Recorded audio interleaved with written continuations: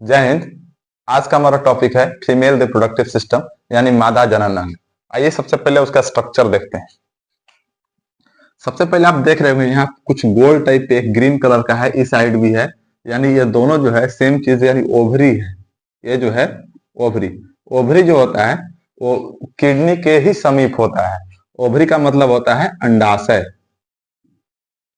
अंडाशय कितनी होती है? एक फीमेल में एक जोड़ी यानी दो ओवरी होते हैं। ओवरी से जुड़ा हुआ एक नली का शेप का कुछ दिख रहा होगा, ये साइड भी है और दूसरे साइड भी है।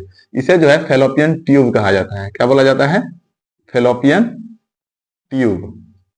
हिंदी में बोलते हैं अंडवाहिनी। अंडवाहिनी भी कितनी होती है? ये भी एक जोड़ी होती है यानी दो होती है। अंडवाहिनी जो होती है एक या त्रिभुजाकार एक स्ट्रक्चर दिख रहा है, इसमें जाके ओपन हो रही होगी। इस स्ट्रक्चर को, ये जो ओपन वाला स्ट्रक्चर है, इसे हम यूटेरस बोलते हैं। क्या बोलते हैं? यूटेरस। यूटेरस का मतलब गर्भाशय। गर्भाशय के पास यहाँ पे एक दिख रहा होगा, यहाँ से शुरुआत एक ट्यूब के जैसा दिख रहा होगा। ये शुरुआत वाला पार्ट जो है इसको हम लोग बोलते हैं सर्विक्स। इसका हिंदी होता है ग्रीवा। ये जो सर्विक्स का जो ट्यूब होता है, नली जो होता है ना, वो लास्ट में ओपन होता है। कहां पे? जहां पे लास्ट में ओपन होता है, इस पार्ट को हम लोग बोलते हैं वेजाइना यानी योनि। होता क्या है कि फीमेल के ओवरी में जैसे ही कोई फीमेल जो है जब बर्थ होता है उसका यानी जन्म लेती है, तो जन्म लेने के दौरान जो होती है ना, उसके ओवरी में जो है लगभग 10 से 20 लाख, कितना? 10 से 20 लाख जो है वो अंडाणु जो होते हैं ना, ओवम, वो जो होते हैं इमेच्योर ओवम जो होते हैं पहले से ही होते हैं। लेकिन जैसे ही प्यूबर्टी शुरू होती है, अब ये समझते हैं कि प्यूबर्टी होता क्या है। प्यूबर्टी, प्यूबर्टी का मतलब होता है यौनारंभ। अब ये समझते हैं यौनारंभ क्या होता है। फीमेल में जो है 12 से 13 साल या 12 से 14 साल कह सकते हैं, इसके बीच जो होता है ना कुछ चेंजेज होता है। जैसे कि फीमेल में जो है जैसे कि उसका आवाज जो है वो थोड़ा और सुरीला हो जाएगा।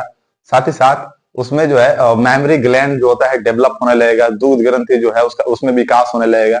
कमर की जो पैल्विक हड्डी होती है ना, वो पैल्विक हड्डी क्या होता है? ब्रॉडर होने लगती है, चौड़ी होने लगती है। ये सारे, और साथ ही साथ जो है ना उसके फेस पे पिंपल्स भी आने लगते हैं। ये सारे जो है वो सेकेंडरी सेक्सुअल कैरेक्टरिस्टिक के अंतर्गत आते हैं, यानी द्वितीयक लैंगिक लक्षण के अंतर्गत आते हैं, जो यह दिखाता है कि उस महिला में, उस फीमेल में जो है यौना आरंभ यानी प्यूबर्टी जो है वो शुरू हो चुकी है। तो प्यूबर्टी आप किसी महिला को बाहर से देख के बता सकते उसमें जो है वो यौना आरंभ शुरू हुआ है या नहीं। प्यूबर्टी के बाद जो है, यौना आरंभ के बाद क्या होता है कि इस ओवम में जो है, प्रत्येक ओवम में जो बचपन से जो 10 से 20 लाख ओवम यानी अंडाणु जो है इमेच्योर जो अंडाणु है वो पहले से रहते हैं, धीरे धीरे मेच्योर होने लगते हैं यानी परिपक्व होने लगते हैं।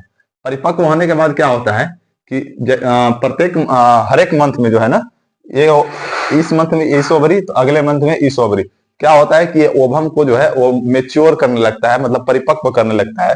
जैसे कि इसमें मान के चलिए ओवरी, इसमें जो है 10 से 20 लाख अंडाणु है। लेकिन प्यूबर्टी के दौरान क्या होता है ना, ड्यूरिंग प्यूबर्टी यानी यौनारंभ के दौरान क्या होता है कि इसमें मात्र जो है वो 3 लाख यानी 3 लाख के आसपास जो है वो ओवम जो होता है वो रिमेन्स रह जाते हैं, बचे हुए रह जाते हैं। बाकी ओवरी जो होता है वो धीरे धीरे करके डिस्ट्रॉय हो जाता है। और उसके बाद क्या होता है कि हर एक मंथ में होता है, हर एक मंथ में जो इस ओवरी से एक अंडाणु और अगले मंथ से दूसरे ओवरी से जो है वो अंडाणु जो है वो धीरे धीरे मेच्योर होने लगते हैं, परिपक्व होने लगते हैं। जैसे ही अंडाणु जो होते हैं यानी ओवम जो होते हैं इसमें परिपक्व हो जाते हैं, तो परिपक्व होने के बाद जो है ये अंडाणु जो है वो फेलोपियन ट्यूब में चला जाता है। किसमें चला जाता है?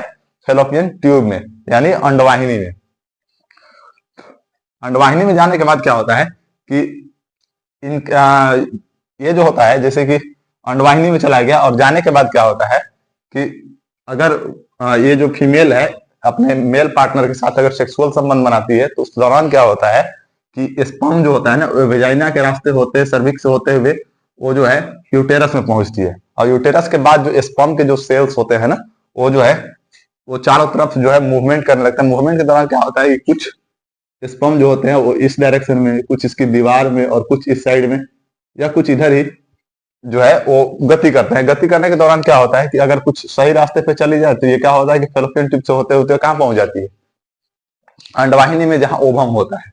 और मान के चलिए अगर हम बात करें कि फेलोपियन ट्यूब में कहीं पे भी ओवम है, मान के चलिए कि यहाँ पे ओवम है, इस ओवम के पास अगर पहुंच गया स्पर्म तो क्या होगा, ये दोनों आपस में मिल जाएगा और इसे फर्टिलाइजेशन करते हैं। यानी मेल गैमेट, मेल गैमेट और फीमेल गैमेट, फीमेल गैमेट।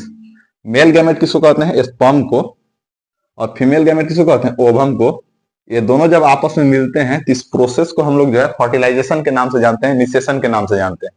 निषेचन होने के बाद क्या होता है कि ये जो आप फर्टिलाइज्ड एग देख रहे हैं,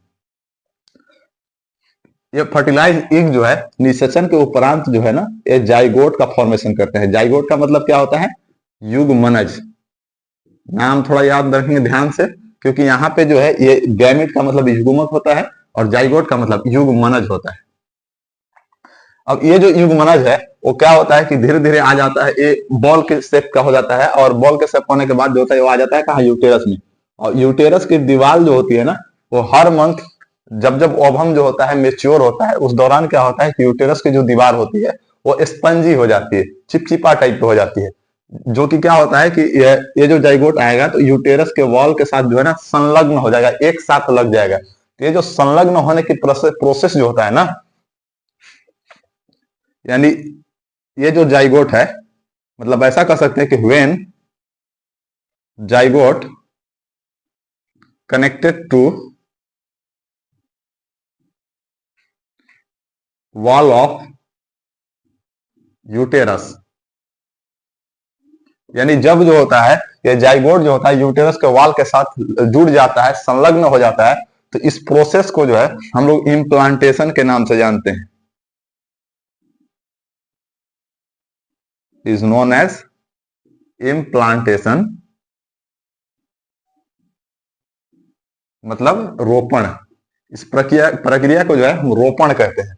लेकिन यही इम्ब्रोयो जो है, ये जो इम्ब्रोयो है, सॉरी, ये जो जाइगोट है, वो जैसे ही संलग्न होता है यूटेरस की दीवार के साथ, तो यहाँ पे एक टिश्यू का फॉर्मेशन होता है, यहाँ पे जो है एक उत्तक का फॉर्मेशन होता है। इस उत्तक को हम कहते हैं प्लेसेंटा। प्लेसेंटा मतलब अपरा कहते हैं इसे हिंदी में, ऐसे गर्भनाल भी कहते हैं। इस दौरान गर्भनाल का काम ये होता है कि ये जो जाइगोट है, इस जाइगोट में जो है सेल डिवीजन होने लगता है, और सेल डिवीजन होने के दौरान क्या होता है, इससे भी तो कुछ एनर्जी की आवश्यकता होगी ना। तो ये जो एनर्जी होते हैं सारे न्यूट्रिशन, जैसे कि ग्लूकोज, साथ ही साथ ऑक्सीजन, और कोई भी चीजें जो न्यूट्रिशन के अंतर्गत आते हैं, वो सारे चीजें जो है यही प्लेसेंटा के माध्यम से जो है इम्ब्रोयो को जो है वो प्राप्त होता है। और ये जो इम्ब्रोयो है वो धीरे धीरे डेवलप होते जाता है, और करीब जो ये जो है लगभग 270 दिन में, लगभग 270 दिन आफ्टर, मतलब इसका डेवलपमेंट में जो है लगभग 270 दिन लगते हैं, यानी 9 मंथ्स लगते हैं।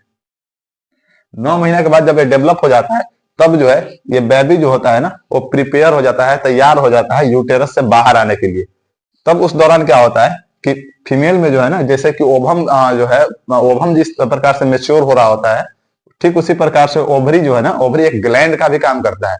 इसमें जो है एस्ट्रोजन और रिलैक्सिन नामक हार्मोन जो होते हैं वो रिलीज होते रहते हैं। वो जैसे कहने का मतलब है, ये जो सर्विक्स आपको दिखाई दे रहा होगा, इतनी पतली वे में, इतनी पतली नली में जो है वो जो एम्ब्रॉयो है वो बाहर जो होता है उसका डिलीवरी नहीं हो सकता है। इसलिए क्या होता है कि ये जो सर्विक्स होता है ना, इस सर्विक्स को जो है ना, ये जो रिलैक्सिन हार्मोन है, एस्ट्रोजन है, वो क्या करता है, खासकर रिलैक्सिन हार्मोन इसे जो है ना सॉफ्ट कर देता है, यानी नरम कर देता है, जिस वजह से जो होता है एम्ब्रॉयो जो है आसानी से वेजाइना के रास्ते बाहर आ सकता है। लेकिन इनकेस अगर ऐसा हो कि ओवम यहाँ पे प्रिपेयर हो, यानी तैयार हो, लेकिन स्पर्म जो होता है वो आए ही ना, यानी कोई फीमेल है जो सेक्सुअल रिलेशन जो है अपने पार्टनर के साथ बनाए ही नहीं, तब क्या होगा, तो उस दौरान क्या होता है कि फीमेल ये जो ओवम है मात्र 24 आवर यानी 24 घंटा जो है फैलोपियन ट्यूब में इंतजार करता है, और उसके बाद जो होता है ये धीरे धीरे धीरे धीरे यूटेरस की ओर बढ़ने लगता है। और जैसे ही यूटेरस के पास पहुंचता है, और तब तक अगर फर्टिलाइजेशन नहीं हुआ यानी स्पर्म जो है इसमें प्रवेश नहीं किया और स्पर्म के साथ ओवम अगर नहीं मिला, तो उस दौरान क्या होता है कि धीरे धीरे ये जो ओवम है जो कि यहाँ पे पहुंच चुका है यूटेरस में, ये धीरे धीरे डिस्ट्रॉय होने लगता है, मतलब बर्बाद होने लगता है, खराब होने लगता है। और साथ ही साथ ये यूटेरस की दीवार भी जो होती है ना, जो कि स्पंजी हो जाती है हर एक मंथ जब ओवम का फॉर्मेशन होता है उस दौरान। तो साथ ही साथ इस यूटेरस का भी यूटेरस के वॉल जो स्पंजी हो गया उसका भी उसके अंदर कोई काम नहीं होता है अगर फर्टिलाइजेशन नहीं हुआ है तो होता क्या है कि अगर फर्टिलाइजेशन नहीं हुआ तो उस दौरान क्या होता है कि ओवम और साथ ही साथ वॉल ऑफ यूटेरस यानी गर्भाशय की दीवार, और गर्भाशय की दीवार में जो होता है वो पतली पतली कैपिलरीज होते हैं। कैपिलरीज मतलब केशिका, यानी पतला पतला ब्लड वेसल्स यानी रक्तवाहिनी जिसे हम नस के नाम से जानते हैं वो भी होती है। होता क्या है कि जब फर्टिलाइजेशन नहीं होता है तो उस दौरान जब ओवम जो है वो डिस्ट्रॉय हो रहा होता है, तो उस दौरान इस स्पंजी वाल का जो होता है ना, जो कि हर महीने ओवम जो है मेच्योर होने के बाद जब रिलीज होता है तो उस समय जो है ना ये वॉल जो होता है यूटेरस का स्पंजी हो जाता है, जो कि इम्प्लांटेशन में मदद करता है, यानी ये जो फर्टिलाइज्ड ईग है उसको इस दीवार से संलग्न होने में मदद करता है। लेकिन अगर फर्टिलाइजेशन नहीं होगा तो इसकी कोई आवश्यकता तो है नहीं।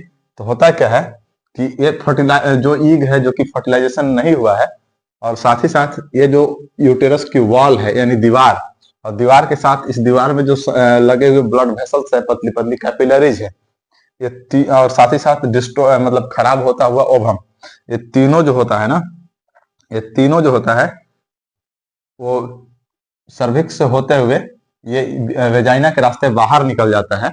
और ये जो है इसके साथ साथ म्यूकस भी मिला हुआ होता है इसमें। म्यूकस जो होता है एक चिपचिपा पदार्थ होता है, और ये सारे चीजें जो होती है वेजाइना के रास्ते जो है वो बाहर निकल रही होती है, जिसे हम मेंस्ट्रुअल साइकिल के नाम से जानते हैं।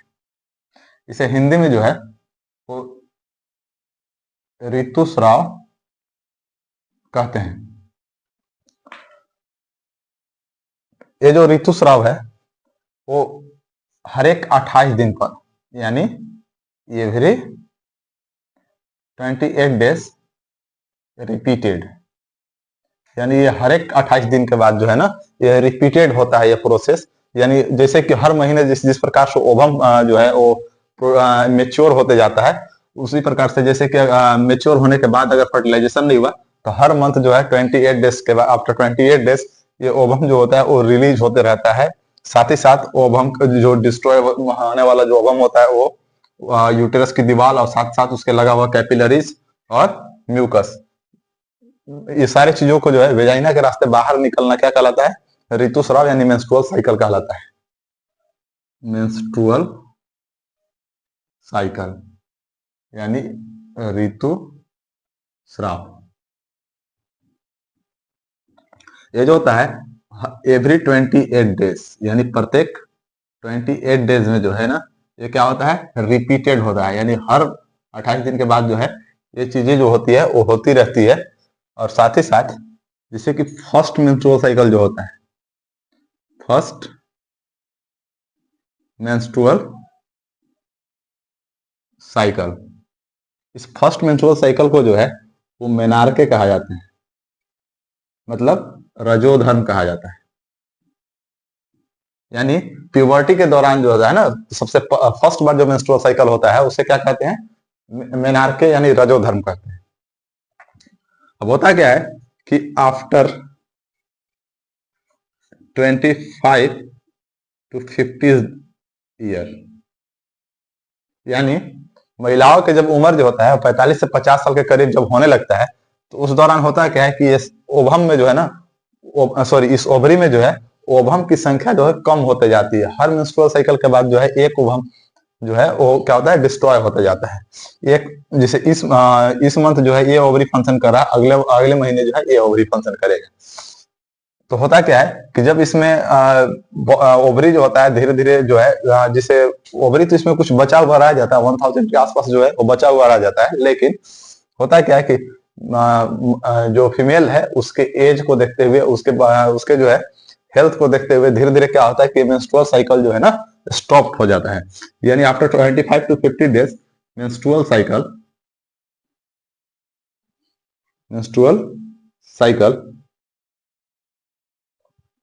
Will stop. यानी 45 से 50 साल के एज में जो है महिला में जो है मेंस्ट्रुअल साइकिल जो है स्टॉप हो जाता है, जिसको हम मेनोपॉज के नाम से जानते हैं। मेनोपॉज कहने का मतलब रजोनी वृद्धि। इसके बाद जो है कोई भी महिला जो है ना उसमें ओवम जो होता है वो प्रोड्यूस ही नहीं होता है, और प्रोड्यूस नहीं होगा तो स्पर्म जो होता है ओवम के साथ फर्टिलाइज नहीं होगा, और फर्टिलाइज नहीं होगा तो एम्ब्रियो बनेगा नहीं, यानी वो महिला जो है वो प्रेग्नेंट होगी नहीं।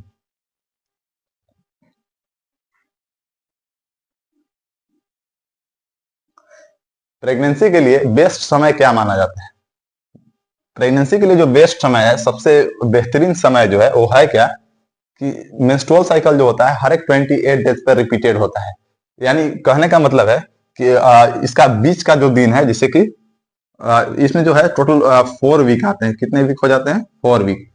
तो जैसे ही इसका 2 वीक कंप्लीट हो जाए, यानी आफ्टर मेंस्ट्रुअल साइकिल जैसे इसका 2 वीक यानी 14 डेज कंप्लीट हो जाता है, तो 14 डेज से थोड़ा सा पहले और 14 डेज के थोड़ी दिन बाद इसी के बीच में जो है ना ओवम जो होता है वो ओवरी से रिलीज होता है। यानी फेलोपियन ट्यूब में 24 आवर के लिए जो है वो इंतजार कर रहा होता है।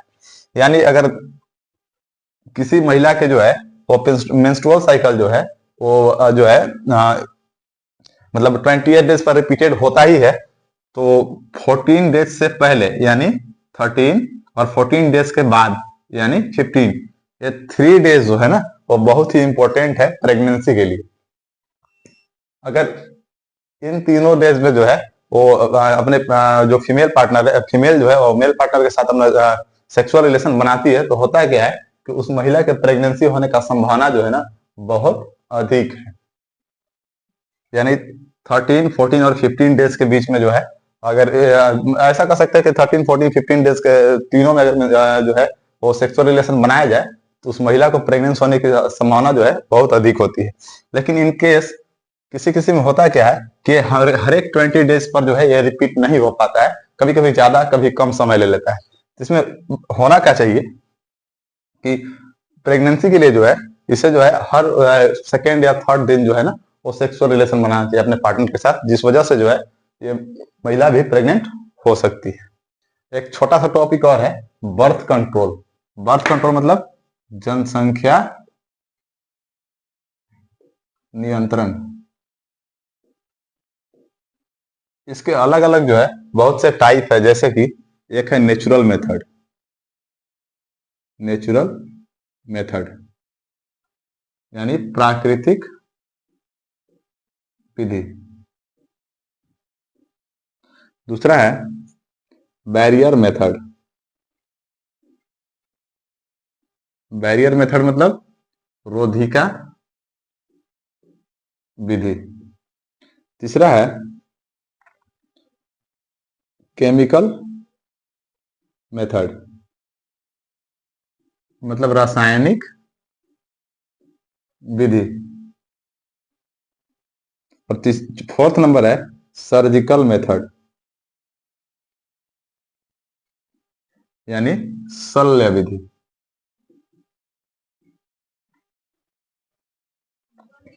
नेचुरल मेथड क्या होता है कि नेचुरल मेथड में जो है मेल और फीमेल यानी पुरुष और स्त्री दोनों अपने आप में आत्म संयम रख के यानी अपने पार्टनर के साथ जो है सेक्सुअल रिलेशन बनाए बिना जो है क्या होगा कि अपने आप पे कंट्रोल रखकर जो है ना वो जो है वो बर्थ कंट्रोल में जो है वो जो है भाग ले सकते हैं। जिससे कहने का मतलब कि आत्मसंयम रखने के बाद क्या होगा कि ये जो स्पर्म और ओवम का जो है फर्टिलाइजेशन नहीं होगा, यानी फीमेल जो है वो प्रेग्नेंट नहीं होगी, तो जनसंख्या में वृद्धि नहीं होगी। साथ ही साथ दूसरा है बैरियर मेथड यानी रोधिका विधि। ये जो है मेल और फीमेल दोनों में यूज हो सकता है। इस विधि से जो है जनसंख्या नियंत्रण किया जा सकता है। तो अभी सिर्फ हम फीमेल रिप्रोडक्टिव सिस्टम पढ़ रहे हैं, तो इसमें फीमेल में पढ़ लेते हैं। इसमें जो है ना, इसमें जो है कॉपर टी का यूज करके, यानी ये टी शेप का होता है, जिससे जो वेजाइना के रास्ते जो है ना, वो उसको जो है यूटेरस में दाखिल करा दिया जाता है। उसका शेप कुछ इस टाइप से होता है,